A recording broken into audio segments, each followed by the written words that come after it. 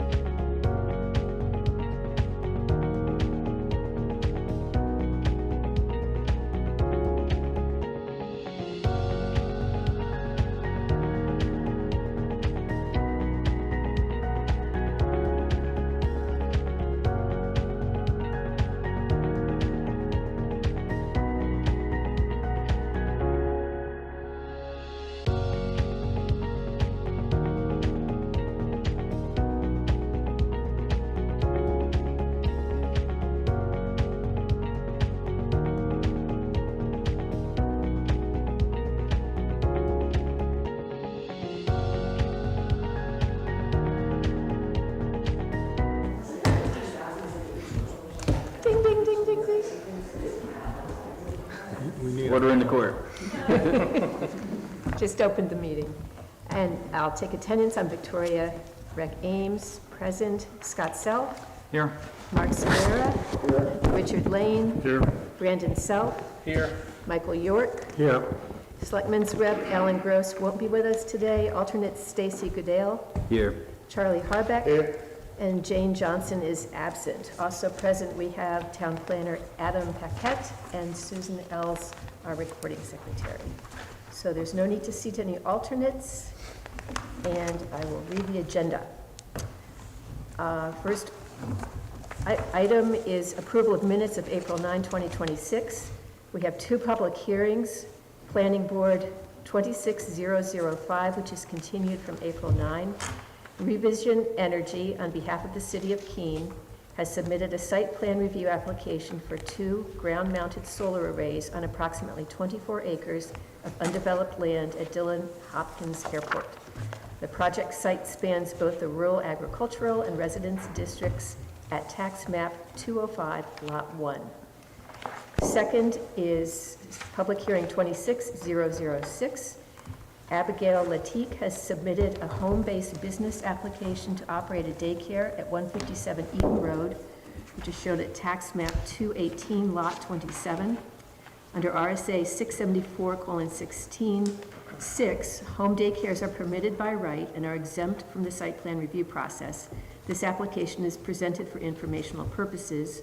While any public comments will be entered into the official record, they cannot legally serve as grounds for denial.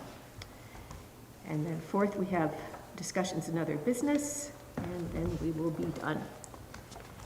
So I'd like to just seek consensus from the board. What I'd like to do is exchange the order of the two public hearings, if everybody's okay with that. Absolutely. All right, good deal. All right, let's consider the minutes of April 9, 2026. And the question is, are there corrections, additions, or deletions? I'll make a motion that we accept the minutes as presented. I'll second. Any further comment? All in favor? Aye. Any opposed? Abstain. Abstain. And the motion carries. And then our regional impact question, does anything on the agenda qualify as a development of regional impact requiring notification of neighboring municipalities? I'll make a motion that it does not. Motion that nothing so qualifies. Is there a second? Second. You pick. I heard Richard. Okay. And I assume we're all in favor. Aye. Any opposed? Motion carries. All right, I'm going to open the public hearing, 26006, which is Abigail Latique, who has submitted a home-based business application to operate a daycare at 157 Eaton Road, shown at tax map 218, thank you, lot 27. Thank you. And I'd just like to start with reading the applicable section of the statute, which is 672:15A, which was an amendment to the 672 in July it became effective July 25. And it says, all families of the state benefit from a balanced and diverse supply of affordable childcare in a setting conducive to each child's and family's needs. Establishment of childcare which is safe and affordable is in the best interest of each community and the state of New Hampshire and serves a vital public need. Opportunity for development of all types of home-based care, family care, and group family care shall be allowed as long as all requirements for such programs adopted in rules of the Department of Health and Human Services, which is HEC 4002, are met. Family or group family child care shall be allowed as an accessory use to any primary residential use and shall not be subject to local site plan review regulations in any zone where a residential use is permitted. And so, let's see, Abigail Latique. Hi. Hi. Welcome. Thank you. Thank you for being coming to us with the first application under this change in the law. Yeah, sure, no problem. I didn't know I was doing that.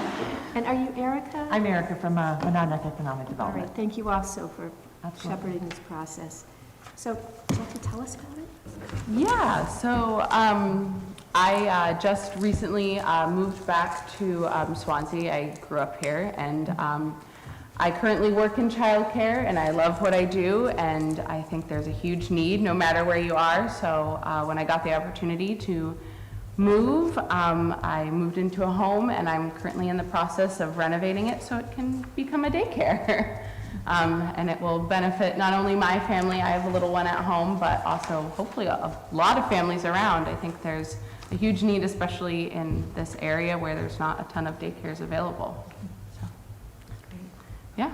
And so our role in this, and the reason why we came here today, was because Adam and I had met earlier, and we thought this was still a good opportunity, even though we didn't need to do the application or the site plan, that it was a good educational opportunity for the planning board, because we hope we'll have some more folks coming into the community. But MEDC has a Bring It Home program, which is basically helping family-based childcare expand in our communities.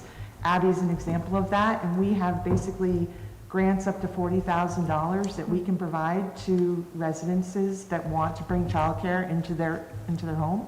And so for Abby, that's going to be 12 slots that we're going to be able to bring there with some of the money that will help her get licensed to do so.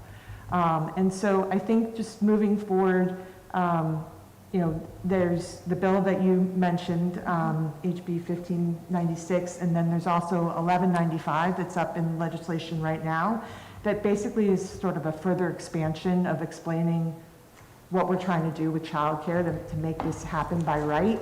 And so I think, as Adam and I talked about, the idea is that maybe once session is over, we can revise the application so it's clear that they don't need to go through this process, because I think seeing site plans, and we know how costly they can be a barrier for them to even pursue these types of things, or they'll continue to do it sort of under the radar screen, which then also means they miss out on opportunities to, you know, have larger slots, funding to increase their capabilities, but also by being licensed, they can then be eligible for the child care subsidy program, scholarship program, where the parents that drop off their kids can actually get money to help pay for that child care. So it's kind of a whole ecosystem that we're trying to make sure exists. So we're really excited. Abby is our first one here in Swansea. We've got a couple others that are in the pipeline right now. So we just ask, you know, that moving forward, we will work with Adam to try to find a way to make sure this on-ramp is smooth for any providers that want to take this opportunity. Thank you. I'm really grateful for that support, because, as you say, it's needed. And I'm wondering too if coming up from under the radar, if it would make it possible also to advertise in a, you know, more conspicuous way too. That would be another benefit, I would think. Yep.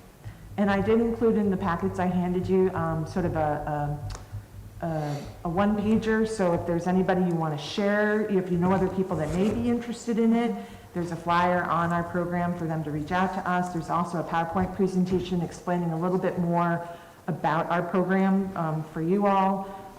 One of the first places that childcare experiences sort of that barrier is in licensing, and the first stop is the fire chiefs with doing their health, their safety. There's also been some major changes in those regulations as it relates to family-based versus center-based. And so we'll also be looking for, you know, working with staff and making sure that everybody's on the same page. But otherwise, thank you for having us. If there's any other questions from the board? No, thank you for that information. Yeah, please reach out if you know anybody. I have one question. How do you limit the number of number of children that you, I guess that you're promoting here? Because what you're doing is you're giving grants to homeowners to set up a business. Is there a square footage thing you go by, or how is that? No, because every project's different, because every home's different. So there may be, I'm working with a parent in Wilton. She was already existing. She just needed to expand from 9 to 12. And there was a couple of things like She needed some security stuff. She had some wood rot that the kids were going after, so it's something small. I've got another one in Fitzwilliam. She wants to make it so that she can access the basement and go directly in the basement instead of the front door, so that might be a different cost. So but we don't have right now, because this is a pilot program for the state, we don't have like, you get X dollars per square foot. When it comes to students that they're able to actually have, it's based on 35 feet, 35 square, oh God, I'm having a rough day. 35 square feet per Child, child. thank you. So that's the limit. Yeah. That's what I was asking. Oh, sorry, I thought you meant the dollar amount. Well, no, how do you Yeah. limit the daycare? Yeah, so usually they're up to 9. And then after they want to go, like Abby that wants to go after 9 and go to 12, they have to have an assistant. So not only is Abby helping with childcare, she's actually going to be creating a job, which is super awesome. That was Two gonna be jobs. my next Thank you. question. Well, job for her and job for her Job for me. assistant, yeah. And job Yep. for someone else, yeah. Yep. Any other thoughts? So, no action is required of us, is it, Adam, other than? No? Thank you. I would still make a motion to approve the home-based business, and then by the next daycare, we're gonna have a revised process. All right, so I would entertain that motion to approve the home-based business. I'll second. And will it be inspected by the fire department? If so, that should be in the motion.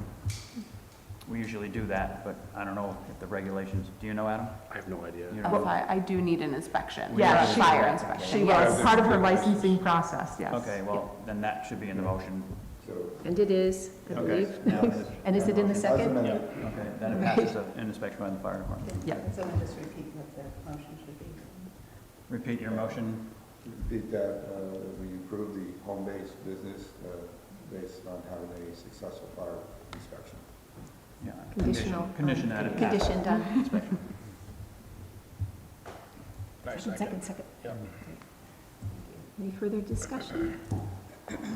Last thoughts? All in favor? Any opposed? Motion carries. Good luck to you. Good luck. Thank Thank you. you. Thanks, guys. Thank you so Thank much. you.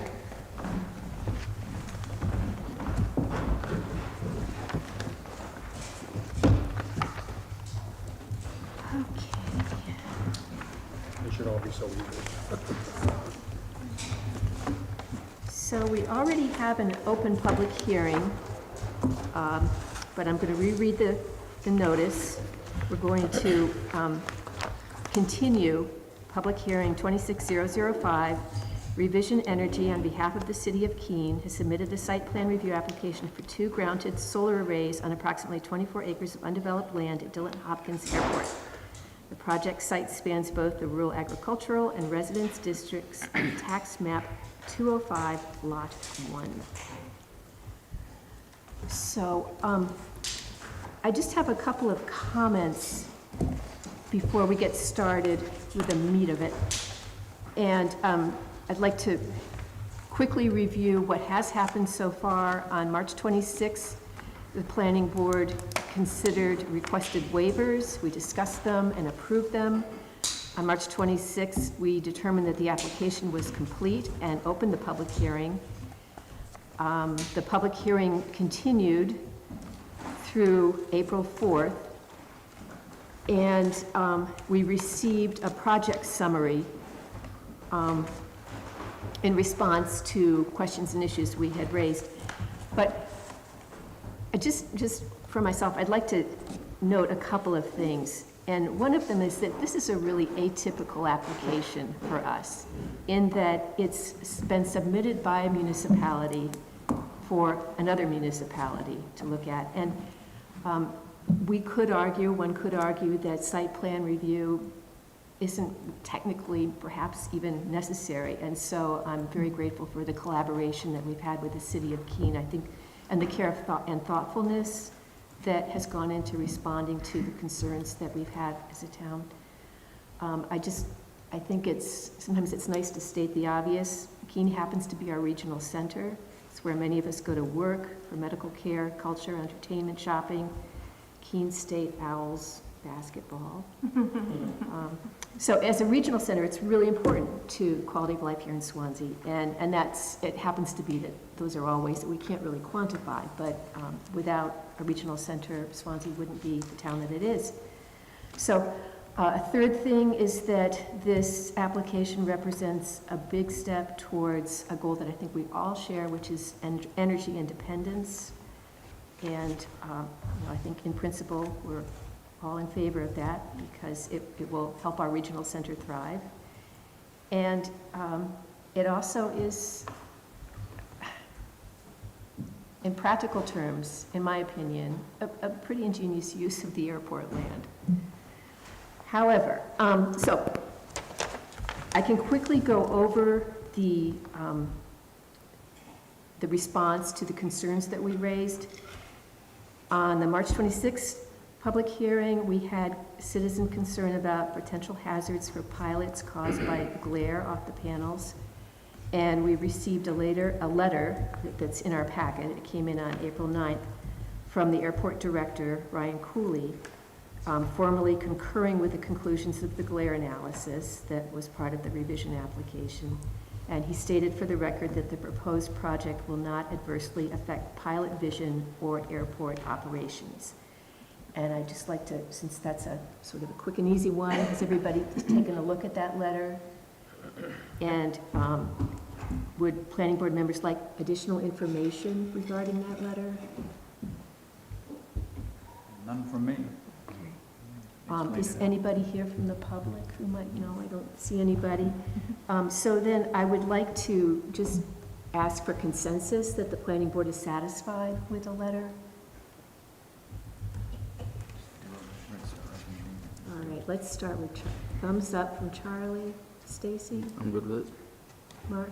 Yeah, I mean, I'm good as the written words, yes. Yes, okay. Yeah. Michael? I'm in agreement with it. Richard? Brandon? Yes. All right, good. Well, I want to save a formal motion for the end of this discussion. All right, and then the planning board had concern about decommissioning antiquated solar technology, and I think perhaps I was the driving force behind that. But we received a letter dated April 21st from the Deputy City Attorney Brandon Lapham, which includes a detailed solar commissioning plan. And I wonder whether everybody has had a chance to review that. Yep, just did it tonight. Okay. And would anybody like additional information on that? I mean, planning board members like additional information on that. I think it makes sense. You know, it's to their benefit that they keep that solar array up to date and replace panels that may have been damaged or something like that. You know, and keep it going for years rather than bring it to the 30-year or 40-year expected lifespan and just tear the thing down. I don't imagine that they're going to do that. Actually, we don't have any real jurisdiction over whether and what can be done. It's all, as explained in this letter or series of letters, it's entirely the city of Keene. And everything that's involved there is the city of Keene. The landscaping is controlled by the FAA, which they have determined you can't really do anything. And everything that's inside the fence area is the city of Keene's responsibility.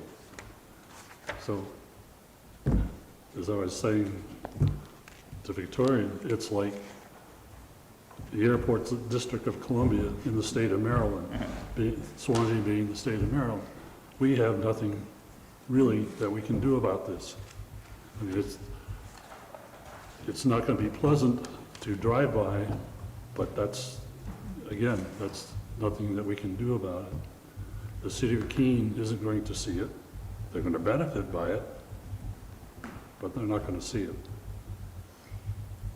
I was relieved by this decommissioning plan because, as you guys know, I like to have complete files, and this plan will live in the file. It won't live in our memory, and in 25, 30 years, when we need to consult it, we'll have a clear record of what was intended at the time. I do wonder, Adam, you know, I had some discussion with a selectman about the issue of decommissioning. Do you feel that they should, I don't know, it's not really sign off on it, but at least note that they reviewed that letter? Do you think that's appropriate? I don't know how helpful it'll be. Okay. It's the board's decision. I don't know if I would put my name on that, but the board feels like they should. Yeah, I don't have it's strong just- feelings, yeah. but if others do, then I'm satisfied that it will be part of the permanent record of this application. So then I guess I'm asking for consensus again. Are we satisfied with the decommissioning plan and the letter that accompanied it? And Brandon says yes. Yep. Richard says yes. They're showing good faith, yeah. I'm fine Scott with it. says yes. Michael, Mark, Stacy, and Charlie. Good, all right. Now, let's get to Richard's point, which is how the solar arrays are going to really affect a familiar part of our landscape, and that neighbors will feel that effect, people who travel on Route 32 will feel that effect, and from my perspective, it's hard to picture what it's going to look like. So, as planning board members, part of our task is to use our regulations to help mitigate change such as this and protect surrounding properties by appropriately screening the project. The original application proposed evergreens along 32, and then the planning board and the Conservation Commission asked for additional plantings. We received in this packet a memorandum dated for April 17 from Airport Director Ryan Cooley, who gave us a detailed explanation of how basically vegetation and aviation don't mix. And he explained this on multiple levels very thoroughly. And that memo helped, personally, my understanding a lot. And so I'm also grateful for this record for the town file. So I'm asking whether other planning board members have had a chance to review his memorandum? Yep, read it. Yes, okay. And would planning board members like additional information related to this memorandum? Again, any information is moot because we can't do anything Well, but about we it. could ask, you know. I'm with Richard Yes. on that. Like, you just don't have a choice anyways. Are the existing evergreens getting cut down or no? I would say that they're not part of this proposal. Right. The airport will need to consider them in the future. It sounds like they are now outside the intent of what they were when they were originally installed. So we can't make any guarantees as part of this project what will happen with those trees. Well, I'll ask my question.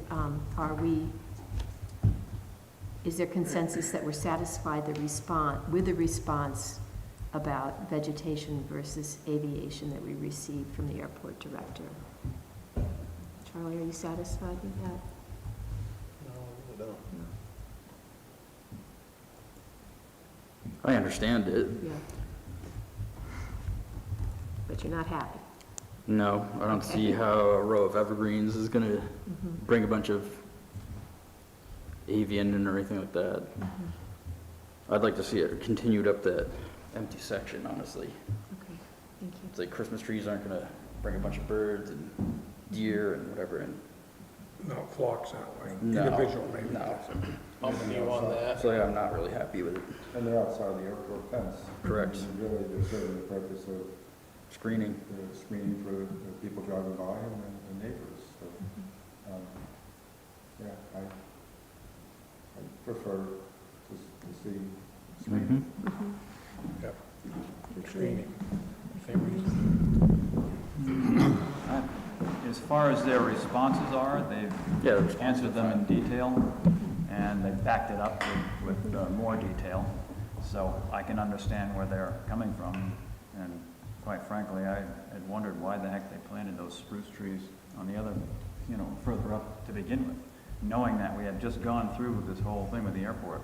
You mean cutting in the all those- original application, why spruce trees were? Well, this is or- years ago, Oh, years ago, when yeah. all those trees Yeah. were there. There was quite the operation, Yeah, quite the white the oak with public that. hearings we had in that, and there was a lot to go through there. So I don't know if I would be in favor of evergreens being planted there, because they're gonna have to be cut down at some point. Yeah, they may last there a while, but It depends They're what coming down species sometime. they put in there, because some species of evergreens don't grow that tall, like Yeah. Scotch pine. yeah, sure. But, yeah, I think, I probably am satisfied with their representation of why they don't want to do it. And I guess that's really what I'm asking. Are we satisfied with the representation even if we don't like it? Correct. Yes. Correct. All right, so we've all read materials, we've considered them. Let's talk about that issue. Sure.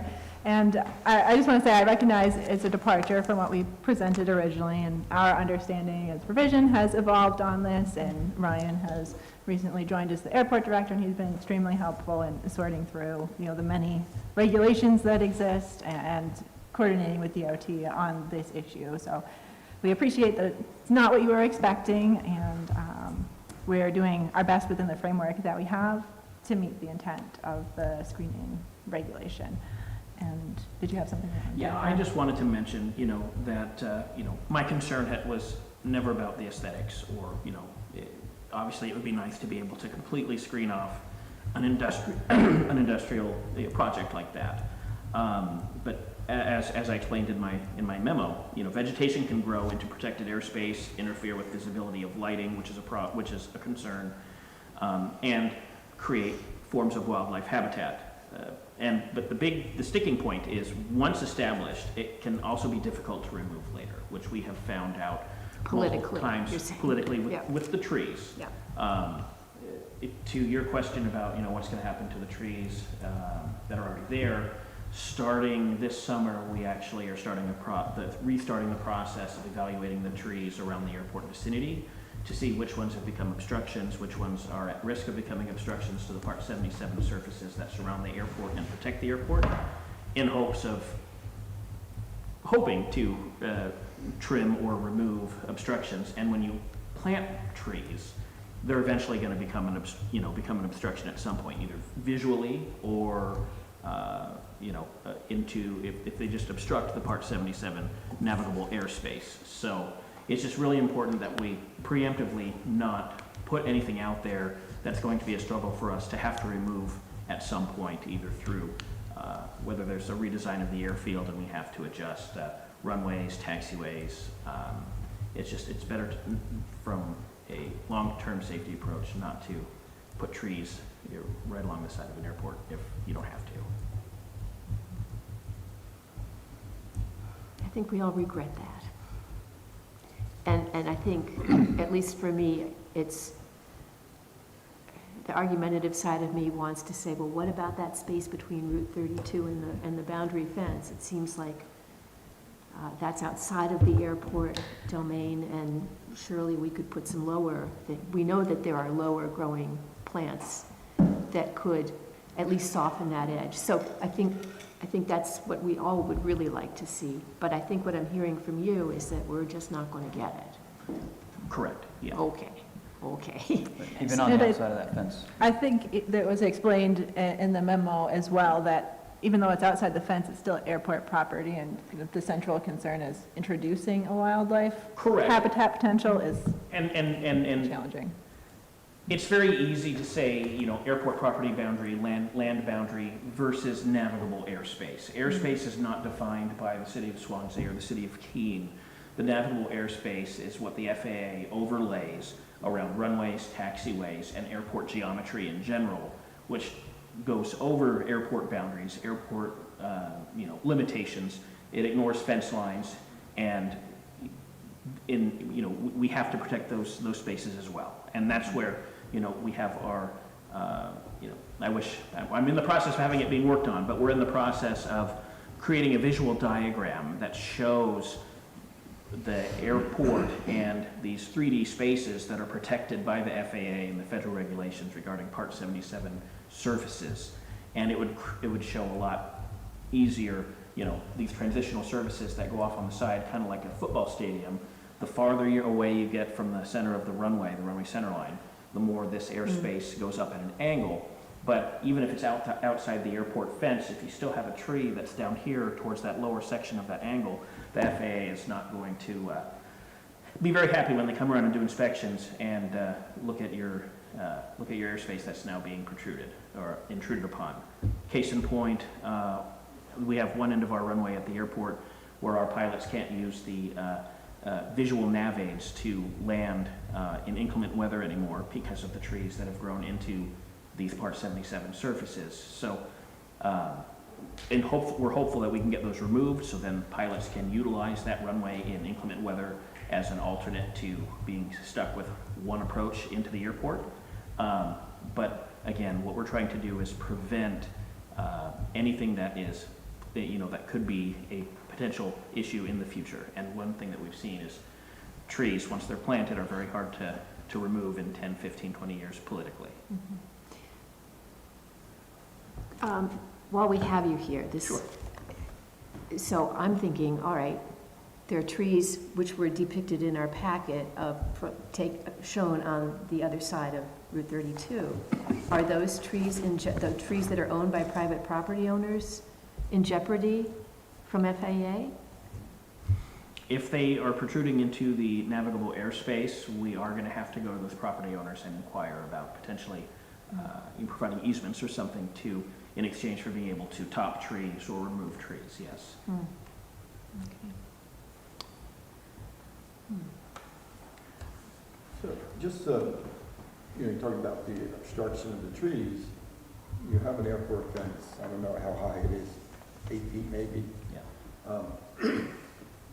So, I mean, trees just planted on the outside of those or shrubs or whatever that are 10 feet, is that really an obstruction? So that's where Because it's an obstruction for me seeing the rays, not totally, but somewhat, it distracts me. And that's where it comes into comparing, planting and introducing vegetation in an area that we would like to keep clear, from a security standpoint as well. Let's say we have, even if we have passenger service or we don't, clear line of sight to our perimeter fences at an airport is very important, so we can make sure that there aren't any, holes allowing wildlife to get into the airfield, that people with nefarious intent have, cut slats and chain link fence to try to get in and through.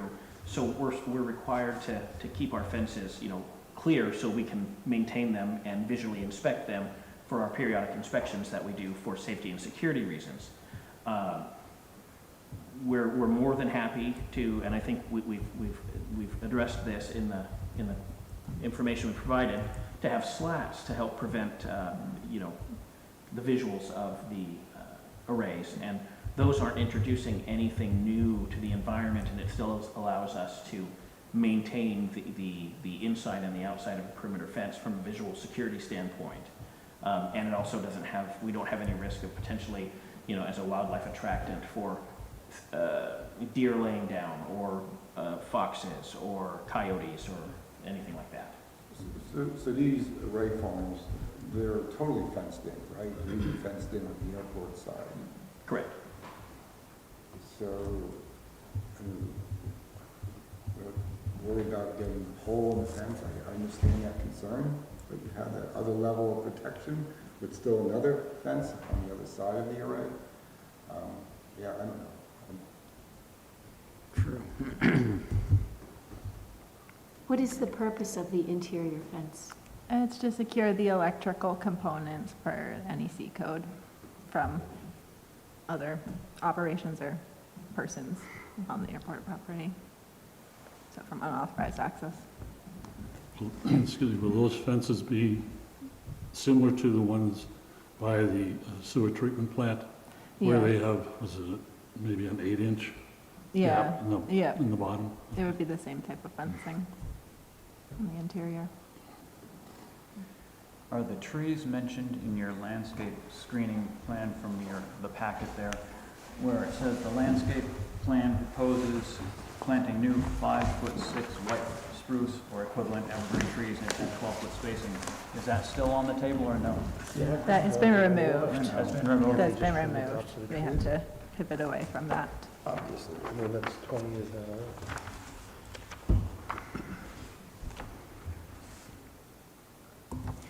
And the options that were presented for the screening was after I had gone and sought concurrence or opinion from the FAA and the New Hampshire Department of Transportation. And so they were in concurrence with not introducing vegetation into an area around the perimeter fences for all the reasons that were spelled out in that memo. Pretty clear about that.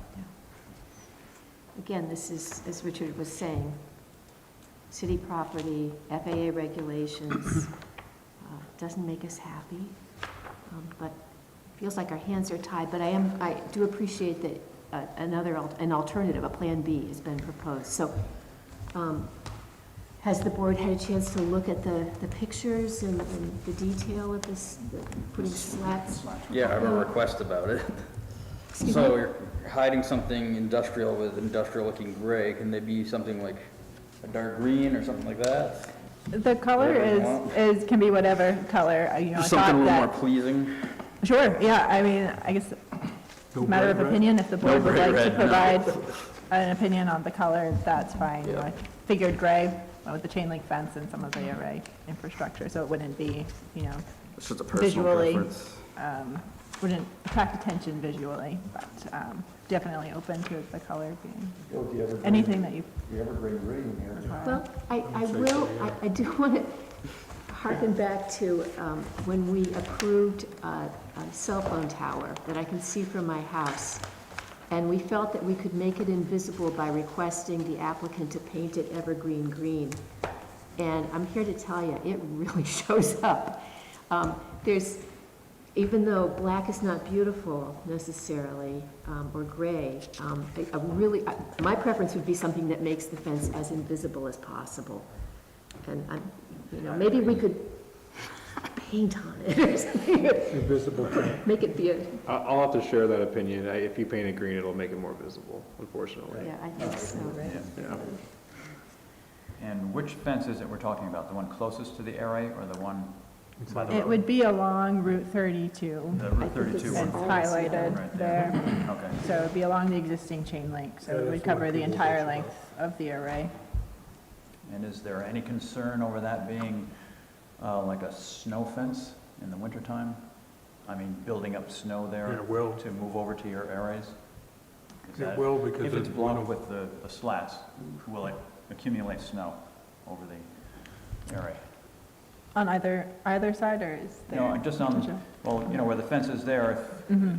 they used to put up snow fences over there to keep that from blowing across the I Route see. 32 there. I'm just wondering, curious as to whether that's a concern, if that's going to build up snow on that fence and build up over to your solar panels.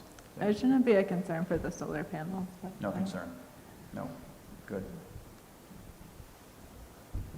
So, just for clarity, so you say it's along Route 32, is it beyond where the solar panels are going, or you plan on doing the full length, say from the fire station to On this FW Web? aerial image, we are planning on doing the north array. That's the closest to Route 32. The other array, of course, is, 400 feet or so setback from the road. So I didn't know. opinion is that it, I wasn't sure of the answer if you were doing it full length. right, just for the north array that is more visible than the southern array. Looks like it comes short of the fire station, Willow Lane. Just an observation, non-related to this, but I was noticing in your second array that there's an incursion into the center line with part of that array. Has that been looked at by the FAA, or is that anything, there's nothing that we can do about, but I just happened to notice that. Where is that? What are you referring to? Pardon me? Which, Center On your line. west side array, on the west side? phase 2. Yes, so Okay. there are vertical surfaces, and then there are the horizontal surfaces. So we are outside of all of the horizontal surfaces and underneath all of the vertical surfaces. So there's a little bit of overlap. I think I know what you're talking about, and it's the approach lights, one of the approach light clearance surfaces, but because it's a vertical surface that comes in at an angle, the panels are underneath it, so it's not an obstruction. It's underneath the glide pattern, Yes. is what you're saying? Okay. Yeah.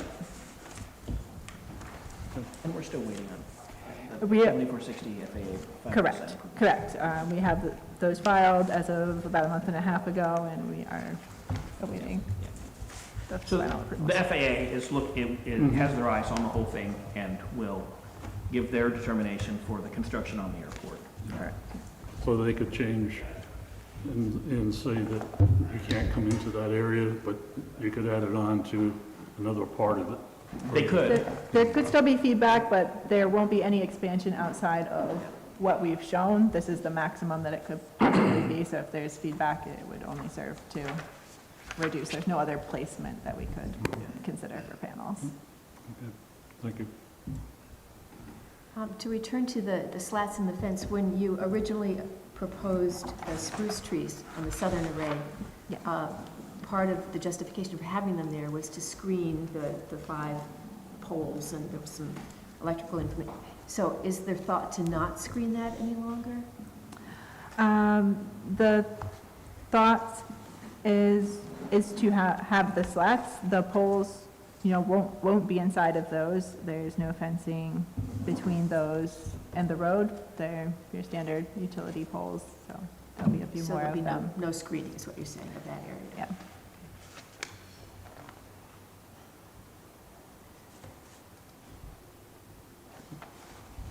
What are we approving?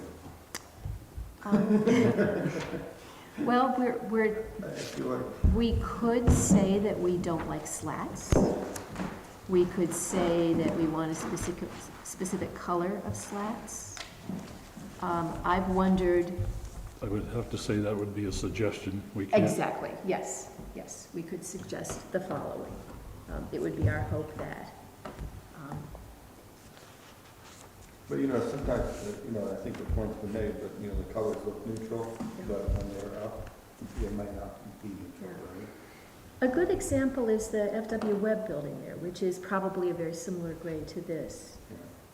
Gray is, well, Stacy knows about color. Tell us about the most receding kinds of color.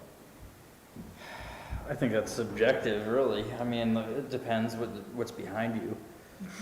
So like FW Webb, you're looking at the horizon in the sky, so that gray is not gonna pop out you. I was thinking like, what's shrubby looking is down low. For example, your cell phone tower. You're putting that against a contrasting sky. It's not gonna hide it. You're better off keeping it as just galvanized steel, whatever it is. That's my thought on it. A question I had, and it's hard for me to visualize that amount of gray wall, basically. And I didn't know if we could structure how we might consider, okay, I don't know how to say it in terms of, what we can condition or not condition, or approve or not approve, but what would happen if the decision about that element was postponed until the actual arrays were in place? Could we postpone that decision and then ask for the slats to be inserted in areas which are the most, where they're needed the most? The problem is, we don't have the authority to do that, or to request it. We can suggest. Do we or do we not? I think we could suggest. It's not our, So we proposed them along the entire length of the north array, so with the proposal, all of the equipment is covered by that. Are you suggesting that maybe there's spots you wouldn't want them? That's what I'm wondering, Okay. Because, and I'm not saying that's a good idea, I just want to put it out for the board to consider. And I guess my question to you would be, you're probably going to be installing those slats as a very last element of the project, I would imagine. That's true. I mean, from my perspective, I would say that we want them most on the southern end where there are the equipment pads. That would be the priority. And You know, as for the rest, you know, they're proposed because that's what we understood would be the preference. Where screening would be needed, yeah. We can certainly do less, but it is a scope add, so it's better to decide it now, I think, if possible. Okay. If I could just add to that, Rebecca Landry, Deputy City Manager for Keene. If you decide later you want less slats, we won't install the slats or we'll remove them. It's a simple thing to do. We're trying to be a good neighbor here. I know. Really trying to. So like Megan said, if it's all got slats, the plan is to put all the slats in and you come down later. We're doing that for Swanzey, right? So if you come back later and you say you don't want slats or you want them here but not there, let's just have a conversation when that time comes.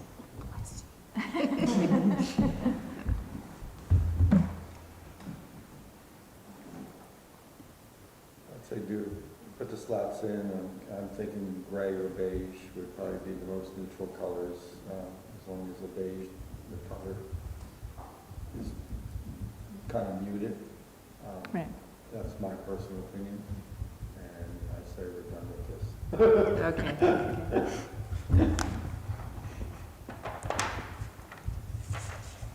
You've proposed gray. I guess I'd like to know, I mean, we do have a voice in that. So I think gray would be great myself. I'm not a huge fan of beige, but that's just me. I'm just trying to get it to blend with. I hear you, I hear you. So any thoughts? Charlie, would you like to? No, I don't understand the whole reason why no trees. You got the electric poles there, they're 20, 30 feet tall. Trim the top of the trees, or they get too tall. That is a point. And it's if the airport is surrounded by a forest. Worrying about a couple animals there, come on. Trees are different from the poles in that they're bushy. You know, the poles are fixed points. They may have obstruction lights on them per FAA. Can't do that They don't. for the trees. Well, these may be required to. They don't. And all I can say is that we've had kind of a firm determination that adding new vegetation to the landscape is not going to be acceptable for the airport. And so When we've the had to FAA come. comes down to inspect their properties, they could understand them putting up telephone poles, but they couldn't understand them planting trees that are gonna grow up into the glide slope. So Well, we probably can not trim gonna- trees though. Pardon me? We can trim trees. You can, yeah, but I mean, it's, Okay. they're the owners and they're planting them on their own airport that, and are supposed to be there anyways, and Well, it's like if I was an Richard FAA says. inspector, I'd say, what the heck are you doing over there, you know? Yeah, but it's like Richard said, our hands are tied. Yeah. I love trees. Our Conservation Commission loves trees. Our airport, you know, we do everything we can to support the environment every way we can, but when it comes to following FAA guidance and regulations, we receive significant grant dollars from the FAA. We have to follow their guidelines and their recommendations. And when it comes to attracting wildlife or anything that can fly into the path of an aircraft, or onto the runway or a taxiway or whatever it may be, that has to be top priority for us. So I understand where everybody's coming from. We all do. It's just something that it's a reality that we're dealing with. I know. I think perhaps we should, at the last hearing, we heard that really the preference for the FAA would be concrete pavement for the entire space, so maybe we should be grateful we have grass. There is that. Stacy, any comments, any final comments at this point on this topic? Mark, we've heard from you. I'm all set. You're all set. My comments would be, I think the slats in the fence are gonna stick out just as much as the array will. I mean, you're gonna be driving down there, you're gonna see a black with a light colored gray right by it, either way. I'm fine with either way, but I don't think the slats are really gonna do a whole heck of a lot. You're gonna see it anyways, and there are a lot of things that could be a lot uglier than that, I think, over there than those solar panels. But that's my thought about it. Well, maybe, That's a good point. I wonder if we should schedule into our process, a review point. If indeed we can say, just in good faith, slats or no slats, that's something we can decide later. Once the array is actually built, if we could return to, ask for the approval of slats all the way, and then perhaps choose not to do that at a later point. I don't know what extent, we have legal people here who are really good. I don't know to what extent we would have to have a decision of the board if we start with the city agreeing to put in those slats, and then later you come and say they're not needed. I don't know that we would need a formal action. Okay, okay. So I think you're We could- saying build the arrays, leave the fence the way it is, and then evaluate whether or not slats are needed? Yeah, I guess what I'm asking is, could we put it think it's slats the in most at the end, practical. right? Yeah. Sure, I think we could maybe, as part of final inspection, have the planning board take a look at the system and decide if they want. I guess the timing would be a little bit tricky at that stage, I guess. I would So- rather this be the last meeting. I really don't think there should be any other reviews Yeah. after after this point. I don't think the planning board should have a hand in any. Yeah. Frankly, if you guys want to, when, I'm sure our code enforcement officer will be out there at some point inspecting, I mean, I think this should be the last point of review before anything. If we were adding something later, I would be more concerned, but because I think we have it on the record here, that if you decide not to put in the slats, then we just won't do it. We can just approve it with the slats with an option Exactly. that they leave them out, but it approved with the slats. Exactly. With the Yeah. option. Yeah. And then that option can be done later on, like Adam's saying, with the code enforcement guy down there, and we could take a look. At the end of the day, it's a subjective opinion. I really don't feel comfortable adding that as a condition of any approvals or building. That being, slab. that we would review slats? Yeah, I think Yeah, if they get I'm approved. not suggesting that. Okay. I'm suggesting that we request slats all the way as proposed, but that we pencil into our calendar at such time as the construction is nearing completion, that we could have a casual conversation with the city to say, gee, this doesn't look so bad, or maybe, slats would look worse, or, So before you buy those slats, Yes, don't spend money on it yet. remind somebody here. Because I can't really picture how well the slats would actually, I think as, they will screen as you're very in close proximity to, but we have a long view as we drive around that area. So Sure. who's to say if they will accomplish the purpose that we'd like them to accomplish? They should accomplish the purpose of screening the foundations and Yeah. portions of the panel. So I would expect, Which could be driving perfect. north, you'd still see the front of the array, you still see the panels. I think For the arrays are longevity. nicer to look at than fences personally, but I have no horse in this race. I see Yeah. slats, I expect to see a big garbage bin. Right, exactly. Hey. Yeah, part of why, we were interested in landscaping for a variety of reasons, but for me, one of them is to soften the transition between a quasi-industrial area and the rest of our world. And the slats just kind of reinforce that quasi-industrial appearance. So I appreciate the effort, though, the idea of it. Well, they're certainly not required for us if determined that, Swansea would prefer it without, so.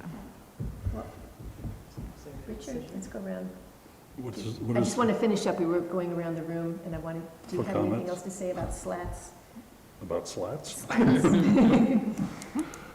Color, Yeah, installation? the gray is fine if we do it, if we're gonna go that way, sure. Nothing. Nothing, just fence? I mean, no, I have nothing to say. Oh, nothing to say, okay. Either way, Okay. Neutral opinion, yeah. all right.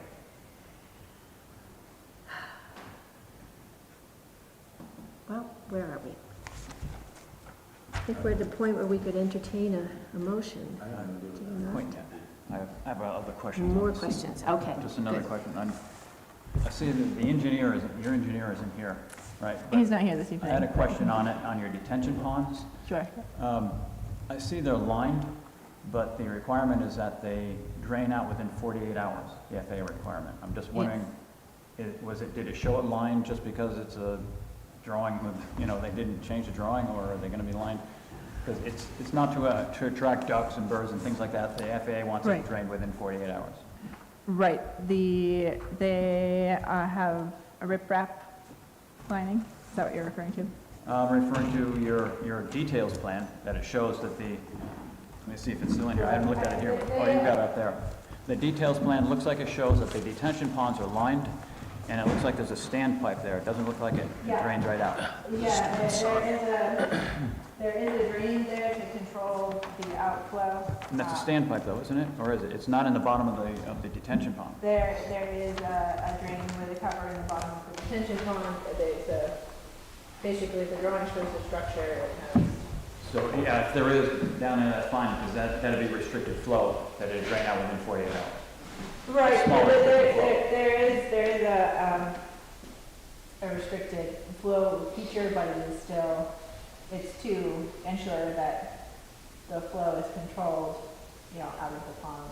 It doesn't create, For washout. right, it doesn't create other conditions, so the design has to kind of balance those two things. It needs to drain out within 48 hours and not have standing water, but it also needs to meet the DES requirements not to produce, excess flow. That washout at the end of the pond. Yeah. I just want to check. Yeah. It's been a little while since I saw this plan. Sure, yeah. Here's the page. So,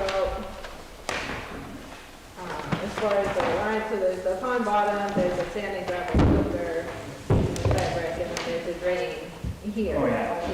Okay, that's the drain, yep, I've got it there, so it is actually a drain. It looked to me like the drain goes into the standpipe, and that the pond would have to come over the standpipe to go into the drain, but that's not the case. No, so it's here and it would come Yep. out this drain. It's just not shown that way, okay. Yeah, So what is the idea of that standpipe?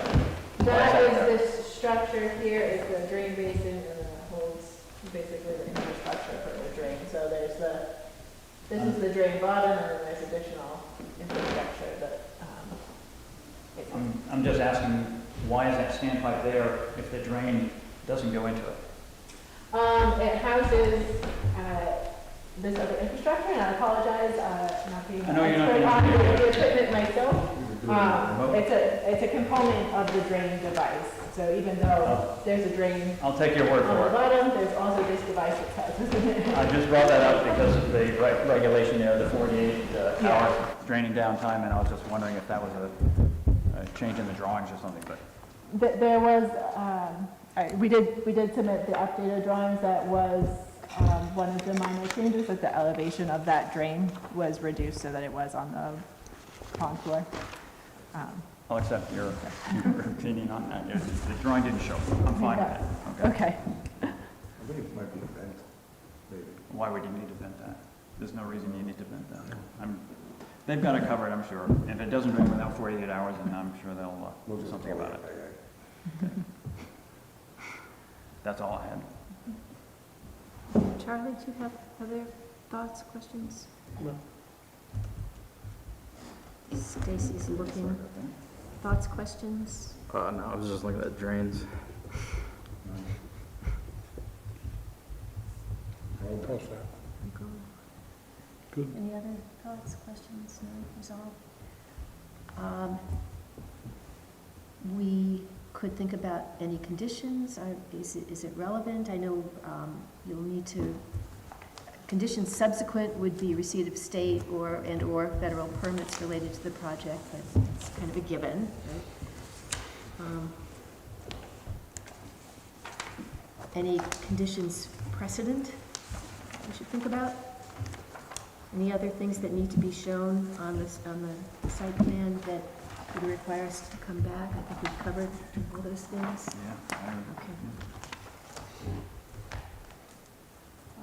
Then are we at a point where we should consider a motion to approve? Right. I think so. Looking at you, Scott. I'll make that motion to approve Okay. with the condition that they receive their alteration of terrain permit and the New Hampshire DOT driveway permit, and that the FAA and EPA permits. I don't think they need any others there, unless anyone else can think of any. I'll second the motion. And also, in the motion, are we asking for the slats in the fence, or are we not? It's my impression that we're asking for the slats in the fence with our And with the option private of idea. not having them in there.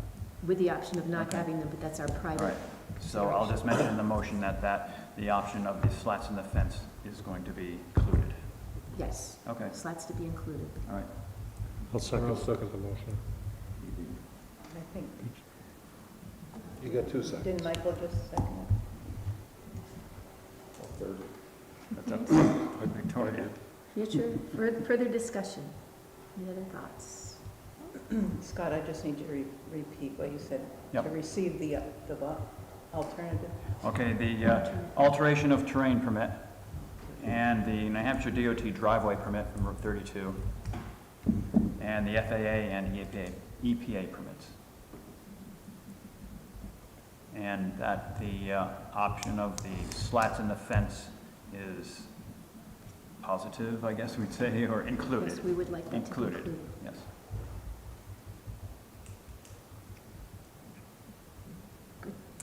I'll listen to it according to you. All right, all in favor? Aye.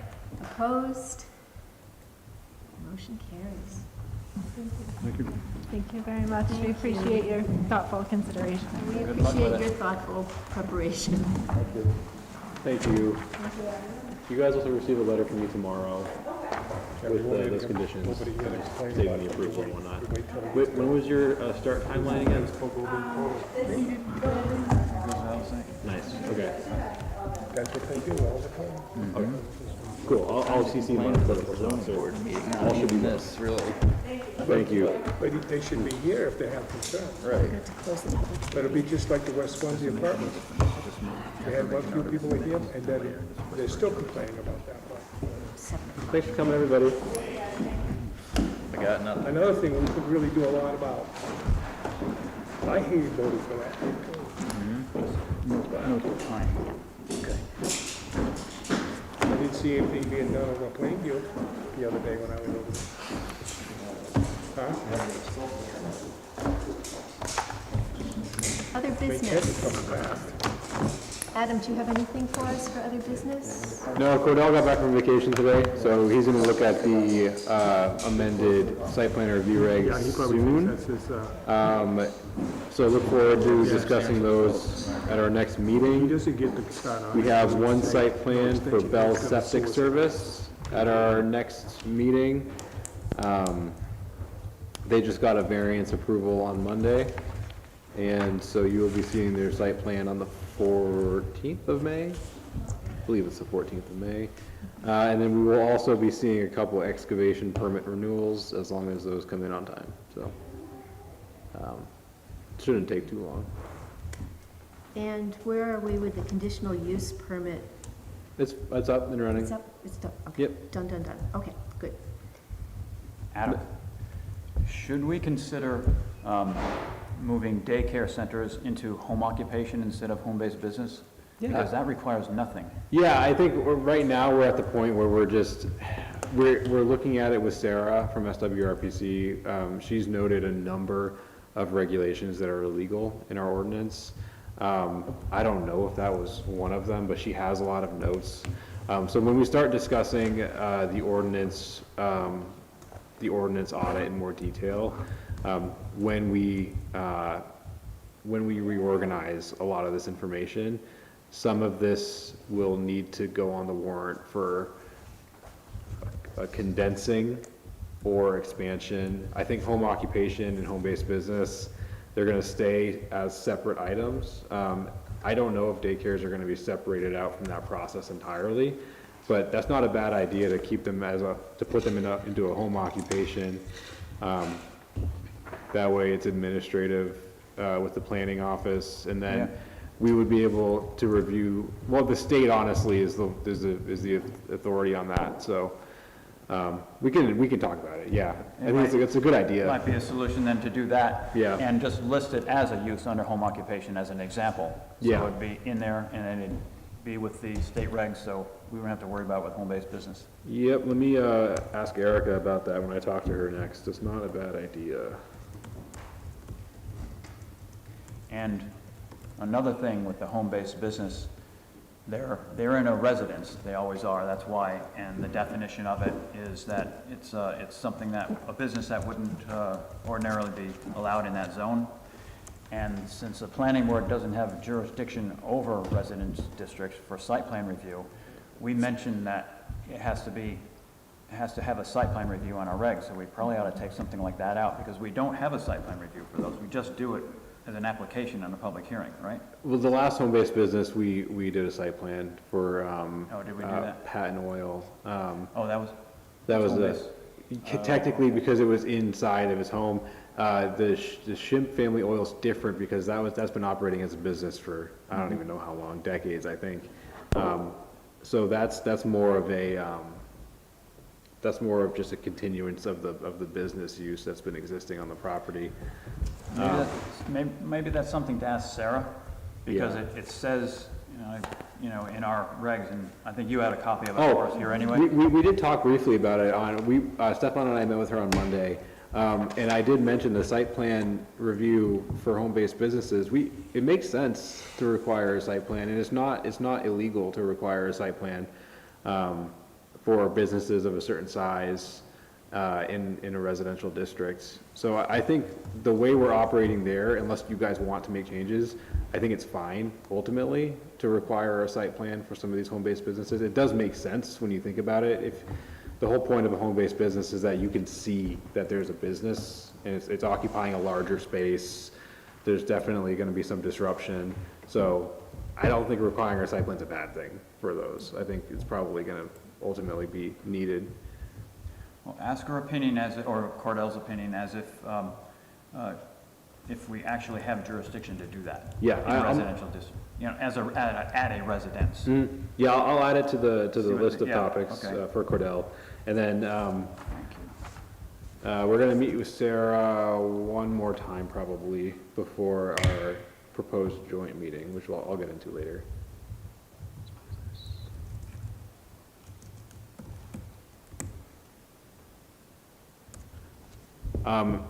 So Stefan and I met with Sarah on Monday. We are proposing a joint meeting, when she was here talking to you guys last time. She said that a joint meeting was needed between 4 different boards: Planning Board, Zoning Board, Concom, and EDAC. The date that we were floating around was June 4th. We're not confident in doing it on a regular Planning Board day because it's going to be a long meeting. So we were thinking still a Thursday, still probably 6 p.m., maybe 5 p.m. I'm going to send out a poll. If you guys want to do an hour earlier, just let me know. I think we can probably make it work with the groups. We wanted to do it on an off meeting week. The only group that meets that week is Concom on Monday. Zoning Board and Planning Board are both off that week, so we thought it might be a pretty easy to organize thing. For a joint meeting to happen, we just need a quorum for all boards. If we can't get a quorum for all the boards, then there might just be a couple from maybe EDAC in attendance, but hoping to get a quorum of all the boards. The Planning Board, Conservation Commission, EDAC, and what was the fourth? Zoning Board. Zoning Board. Yep. And who's the sponsor? Sarah. Yeah, Sarah and I will be running the meeting. So Sarah. this won't be a duly, we won't need to No warn motions this. or anything like that? No, Yeah. it'll be a workshop, essentially. Okay. Yeah, we'll have some notes organized. Sarah is gonna send Stefan and I, her document with comments. She has a good number of comments. And so we'll talk about it, and we'll talk about some organization. We had a good meeting on Monday to kind of go over, big concerns that if you all have emailed me concerns, I have already brought those to Sarah. I've also brought her some of my concerns. She's been doing a really good job of looking at our ordinance, and I think she said she had like 30 notes per page right now. So June 4th is when we want to meet for the initial meeting for all 4 of those boards. If any of you have any alternate times you want to propose, any alternate dates, I'm going to send out a poll to all boards probably tomorrow, And so you guys can enter in what time works best for you, but June 4th is the day that we want, if possible. We'd have to notice this though, wouldn't we? Because there'll be a quorum of each of the. So the way that these joint meetings work, without public hearing, so public meeting needs to be noticed 24 hours in advance. I'm probably going to notice it a week in advance. We don't necessarily, anybody is welcome to come to the meeting, but we don't necessarily need people in the audience because they're not really going to be able to participate.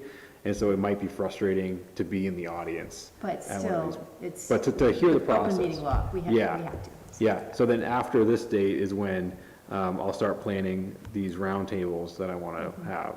That way, we'll have a game plan, and then we can start taking this to the public and start doing some outreach. And is the objective of those meetings to talk about zoning? Yeah, it's kind of just broad zoning topics. Okay. More so public education, like how do I do things, or if I'm proposing a project, how does that work? How does the planning department function? How does the planning board function? Because we answer questions every day about these topics, and it might just be good to get ahead of some of this public education and, offer food. Any questions you want to ask the planning department and some of the reps. It might just be a good outreach. If it's not, then we'll know the first meeting and we won't do another one. I'm just wondering how, sometimes it's good to think about those meetings in terms, that style of meeting in terms of what you hope to accomplish. Yeah. You personally, because I think the idea of this is something that you hope to, you have a reason to do this, so. Yeah. I think after the 4th, when we all meet, all 4 of those boards meet, I'm going to have a better roadmap of what I want to accomplish. Okay. If at the end of that meeting, there's nothing we can't accomplish, then maybe we'll axe the idea, but I'm still hopeful. Okay. We'll see. Okay, good. Would it be before June 4th? No, it would be after. I think last year I was talking about these and I was floating April onward. That was a bit hopeful. I think now we're looking at the month of July and the month of October, maybe even November, because then if we do November, then I can try to put a PowerPoint together of proposed warrant articles, and that could be a good education piece. Sure. If you can't make the meeting, you come to this round table, we can talk about it. I don't know about the legality of that though, so I got to ask Cordell. Just a quick FYI, the Energy Committee is working on a solar ordinance and has been for a while, and I suspect we'll be seeing that at some point. They'll be submitting a draft to Adam, and I think we'll be well poised to consider that kind of. They've been working on that for a while. I think the hope is that it would slot in after our water-oriented ordinances, so after floodplain, it would slot right in there. Although with the reorganization, who knows how that's going to look. Be on the lookout, maybe late summer, I think Bob said. Yeah. Anybody have anything else? I can give you an update on the Sewer Water Advisory Committee. Please do. So, we met this morning over at the treatment plant and took a look at the operation over there, saw how things are going, and the operator gave us a big tour over there as to how it all works. And then came back here and met, and the committee voted to make a recommendation to the selectmen for a long-term plan for the plant would be to pump the effluent, or influent actually in this case, make that mistake, into Keene, via up Route 10. So that it looks like it might include 2 pump stations, one right here at the plant and another one somewhere halfway in between. So if that's the case, then there may be some gravity into a pump station up there, which would open up some land for sewer along Route 10 for development. But it'd most likely be along Yale Forest there, which may or may not ever be developed.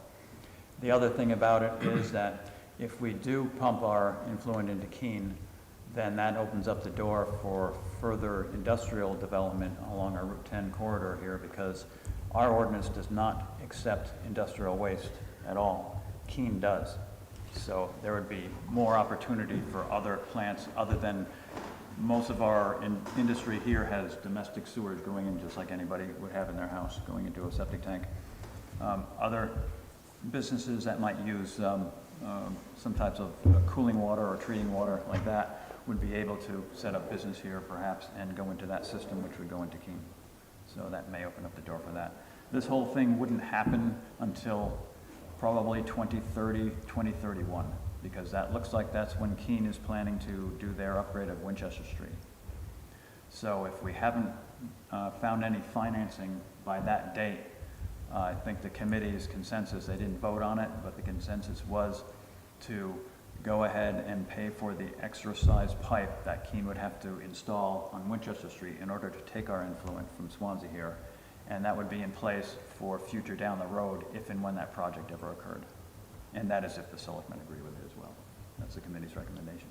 So we're working on that, and also we've got to take a look at sewer rates, because there's going to be a sticker shock to the ratepayers.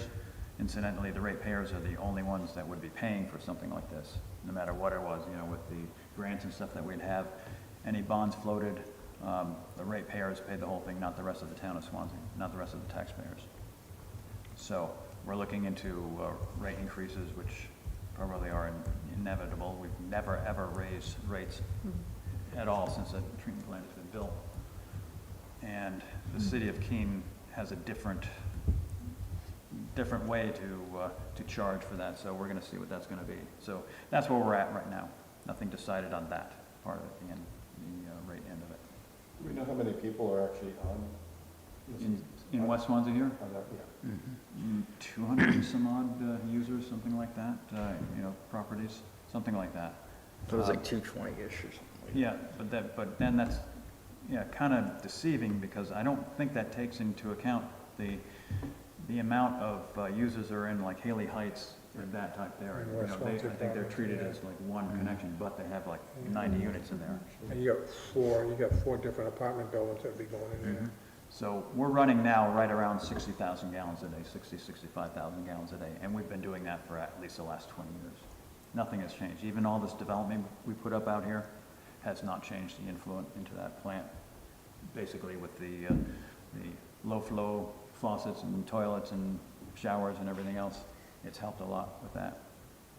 So that's what the Keene bases its charge on flow. So if we do a lot of flow 1 quarter, the ratepayers are going to pay more. If it's less, they'll pay less. So this is a 5-year solution. What happens in the interim when you've got regulations? Well, in the interim, knocking yeah, on the EPA and the state, maybe just the state, I think the EPA also was down 2 days ago, meeting with Rob, our operator down there. He's the chief operator now. And he's showing them what he's doing to meet the permit, because we aren't meeting permit.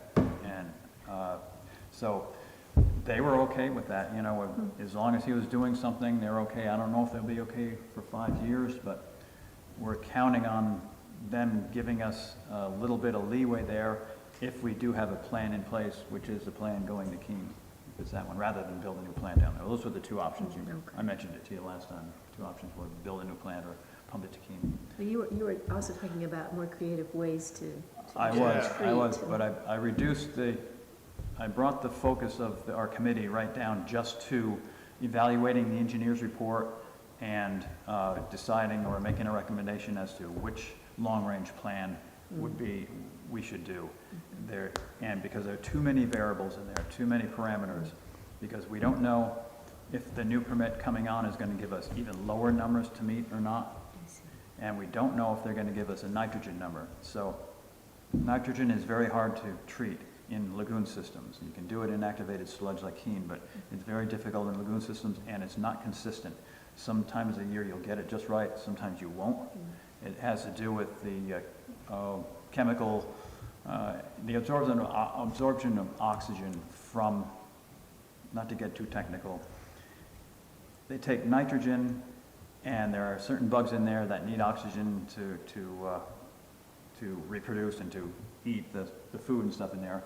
If you starve them from oxygen, they will take some of the oxygen from the nitrogen atom and they turn it into nitrate.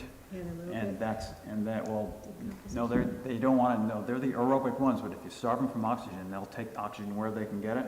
So they take it from the nitrogen atom, which turns into nitrate, which some of it goes off as gas and some of it settles on. But anyway, that's, it's difficult to control in our systems there. So anyways, if we get a nitrogen number and we went to putting in clarifiers and like I was talking about before and things like that, then, and we still couldn't meet permit with nitrogen, we're almost back to square one.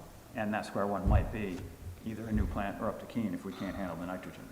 So that's some of the parameters that we're running into. And we don't know if what Rob is doing down there is gonna work. It may work fine. And if it does, good. You know, we bought us some time until we can do that project over there if we ever end up doing it.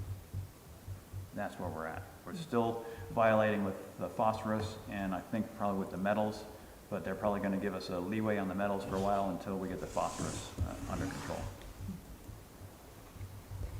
Do we have a map that shows sewer coverage overlaid on zoning? I don't think it's overlaid though. See that map. I don't think it's overlaid on our GIS, but I could get you one. I would love to see I know how to those find two it. layers, zoning plus the extent of town Yeah. water and town sewer. I know where to find it. I can print one off for you guys Love by to the see next it. meeting if you want. I think that would be a really useful tool for thinking about I need to remember my expansions. password for ArcGIS, but I have it. Okay. I'll talk to Stefan and see if he can help me out with that. I haven't had to log into that since the TIF map, so we do have it, yes. Great, thank you. Anything else? Yeah, can I just mention, HB 348 is on the governor's desk. It's passed, takes effect within 60 days of her signing it. And what that is a residency requirement of 90 days that the town can implement when somebody wants local assistance. Before there wasn't. You woke up in the morning, you're in Swanzey, Swanzey has to take care of you. Now, this also allows, if somebody comes to Swanzey from Troy, we can rebuild Troy for what we have to provide them. And the other thing that's good is that, let's say somebody in Keene wants to come to Swanzey or vice versa, the one town can reimburse the others, but Swanzey does not give all the goodies to these people that Swanzey goes by the mandates the state requires. Keene gives like cell phone, they pay for a cell phone. Swanzey doesn't pay for it. So if Keene was to bill for one of our people, we don't have to pay for the mandated state requirements. They would not have to bill for like the cell phones.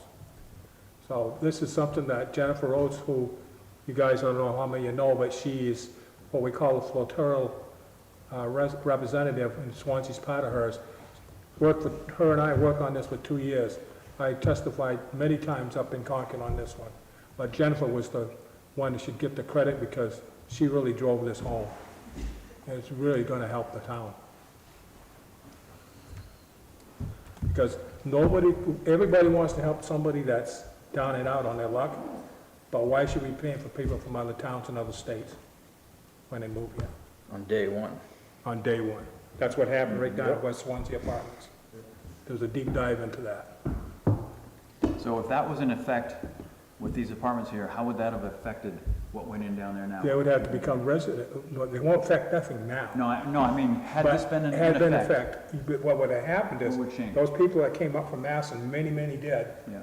they would have to prove residency here, and they'd have to been here for 90 days before they could get it. Oh, okay, there was a time limit. Because what the owner over there was doing, and I'm not gonna mention his name because he's sued us enough times as it is, they were handing out our form for local assistance from the town of Swansea when people, because he stopped checking to make sure they could afford the apartment. And he would hand them that form, because he couldn't fill it up at first. So when he tells you about all these vacancies there are, right now Winchester Wood has a vacancy sign out. So it's not the biggest list as they say there is.